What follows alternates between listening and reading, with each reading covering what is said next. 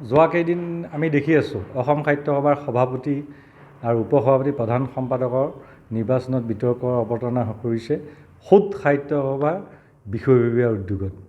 কাকো দুখ দি লাভ নাই, কাৰণ আমি দেৰগাঁও সাহিত্য সভা শতবৰ্ষত ব্যস্ত আছিলোঁ। মই নিজেও অসম সাহিত্য সভাৰ এটা বিভাগৰ আহ্বায়ক কেন্দ্ৰীয় সমিতি সভাপতি ডাঙৰীয়া প্ৰধান সম্পাদক উপসভাপতি ডাঙৰীয়াৰ লগতো যোগাযোগ কৰি কৈছোঁ যে আপোনালোকে পৰিস্থিতি চম্ভালক, উপযুক্ত সিদ্ধান্ত লওক।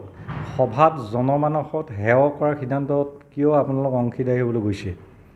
তাৰপিছত সভাপতি ডাঙৰীয়াক নিজে গুৱাহাটীত লগ পাই আমি নিজে কৈছোঁ যে এইখিনি ব্যৱস্থা লওক আৰু সংবিধানখন সুৰক্ষা দিয়াৰ কৰ্তব্য দায়িত্ব সভাপতি উপসভাপতি প্ৰধান সম্পাদক ডাঙৰীয়া।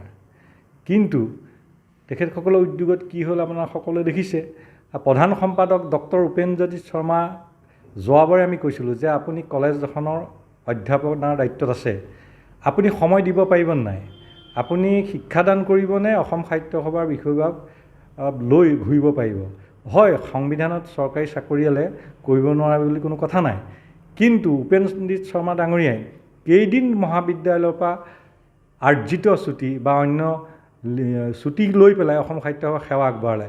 কেৱল দেখিলোঁ বন্ধবাৰ বা দেওবাৰ মিলাই ডিঙিত গামোচা লৈ সভা সমিতিক সুন্দৰ বক্তৃতা দিলে। এইটোও ঠিক, তেওঁ এজন সুন্দৰ ভাষণ দিব পৰা, মনোগ্ৰাহী ভাষণ দিব পৰা লোক, পাণ্ডিত্য আছে কিন্তু অসমীয়া সাহিত্যৰ।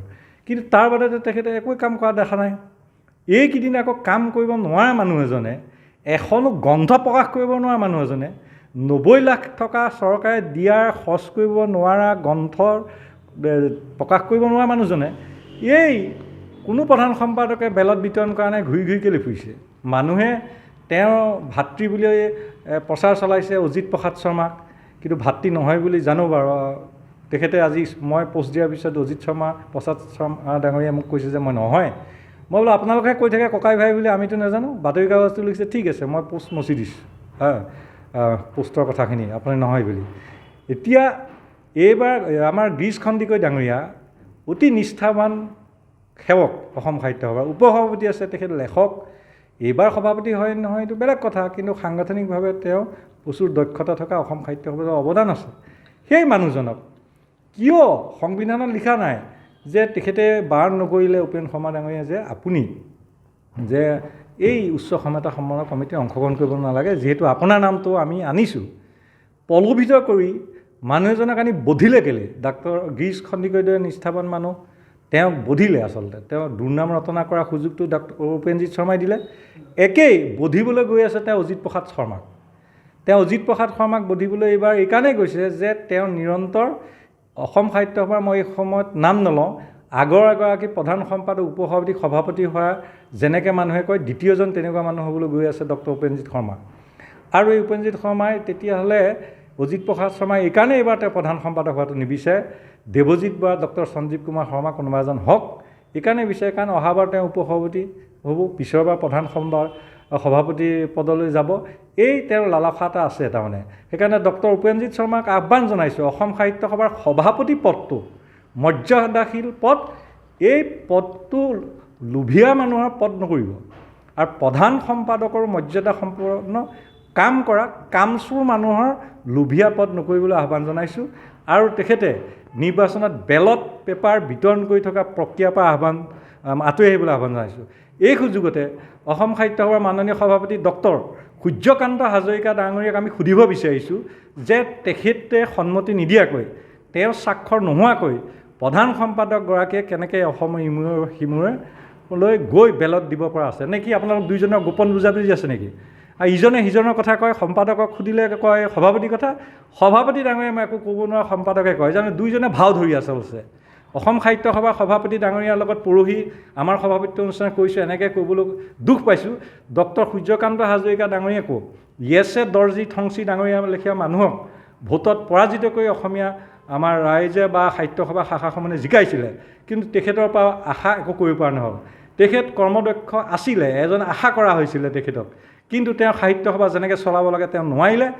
তেওঁ এজন ব্যৰ্থ সভাপতি হিচাপে থাকিব, কাৰণ ডক্টৰ উপেন্দ্ৰজিৎ শৰ্মা বা ডক্টৰ গিৰীশ খন্দিকৈ উপসভাপতি আৰু সভাপতি ডাঙৰীয়াৰ তিনিওগৰাকী মিল নাথাকিল। যোৱা 20 মাহ তিনিওগৰাকীৰ অমিল হোৱাৰ কাৰণে সভাখন অচলাৱস্থাত হ'ল। ঠিকেই, দৰমহা কৰ্মচাৰীক দি আছে, একাধিক গোচৰ পৰ্যন্ত চলিছে। গতিকে দুয়োগৰাকীক আহ্বান জনাইছোঁ, এতিয়াও সময় আছে, আপোনালোকে আপোনালোকৰ ভুলৰ সংশোধন কৰক। আৰু নিৰ্বাচনী কমিটিৰ মাননীয় অধ্যক্ষ বা নিৰ্বাচনী বিষয়াসকলক অনুৰোধ জনাইছোঁ, আপোনালোকে নিজৰ স্থিতি স্পষ্ট আৰু নিজৰ কাম সুস্পষ্টভাৱে ৰাইজে জনাই কৰিলে অসম সাহিত্য সভাৰ যি ভাৱমূৰ্তি ম্লান কৰিছে বৰ্তমানৰ বিষয়ববীয়া দুগৰাকীয়ে পুনৰ উদ্ধাৰ হোৱা আশা কৰিছোঁ। ইতিমধ্যে মোক ভাবুকি কৰা নাই, কি নুৰুল চুলতানক ভাবুকি দিবলৈ সাহস নাই তাৰমানে। আৰু তেওঁলোকে কৰা কামবোৰ জানো নহয়, সুদীৰ্ঘ দিনত কি ভাবুকি দিওঁ, কিন্তু কৈছে অনুনয় বিনয়ও কৰিছে, বেকাকৈও মোক কৈছে, এনেকুৱা হয় তেনে হ'ব, কি কৰিব লাগে, মোক হেৰি কৰিব, আপোনাৰ এক্সপেল কৰিব পাৰে, নিলম্বিত পদত্যাগ মেছেজ এটা 1 মিনিটতে দিম। আৰু এইটোও কথা কি, নুৰুল চুলতানৰ খবৰ অলপ ল'ব যে অসম সাহিত্য সভাৰ মাননীয় যেতিয়া সভাপতি ডক্টৰ ধ্ৰুৱজ্যোতি বৰা ছাৰ আছে, ডক্টৰ পৰমানন্দ ৰাজবংশী ডাঙৰীয়া প্ৰধান সম্পাদক আছিলে, পৰমানন্দ ৰাজবংশী ডাঙৰীয়াক শিৱসৰা ঘটনাত প্ৰথম অব্যাহতি ল'বলৈ কোৱা মানুহজন কৰ্ণধাৰ 9জন সদস্যৰ ভিতৰত নুৰুল চুলতান আছিলে। সেই কথাটো অসমৰ ৰাইজে নেজানে। ঠিক ডক্টৰ পৰমানন্দ ৰাজবংশী ডাঙৰীয়া যেতিয়া সভাপতি আছিলে, পদুম ৰাজখোৱা ডাঙৰীয়া প্ৰধান সম্পাদক আছিলে, 6 মাহ কৰ্ণধাৰ সমিতিৰ সদস্যৰ পৰা মাক নিমন্ত্ৰণ নিদিয়াকৈ থৈছিলে, কাৰণ ডক্টৰ পৰমানন্দ ৰাজবংশী ডাঙৰীয়া আৰু পদুম ৰাজখোৱা ডাঙৰীয়াৰ কাৰ্যৰ প্ৰতিবাদ কৰিছিলোঁ, কিন্তু সভাৰ বাকী লোকসকল মোৰ লগত আছিল কাৰণে তেখেতসকলে মোক আঁতৰাব নোৱাৰিছিলে। এতিয়া কাৰো বহতীয়া নহয়, অসম সাহিত্য সভাৰ আমাৰ প্ৰাণ তেজৰ আছে, আমি নিজৰ পকেটৰ পইচা খৰচ কৰি প্ৰত্যেকজনে কাম কৰোঁ। কোনোবাই ল'বলৈ অসম সাহিত্য সভাত ল'বলৈ আহিছে, আমি ল'বলৈ অহা নাই।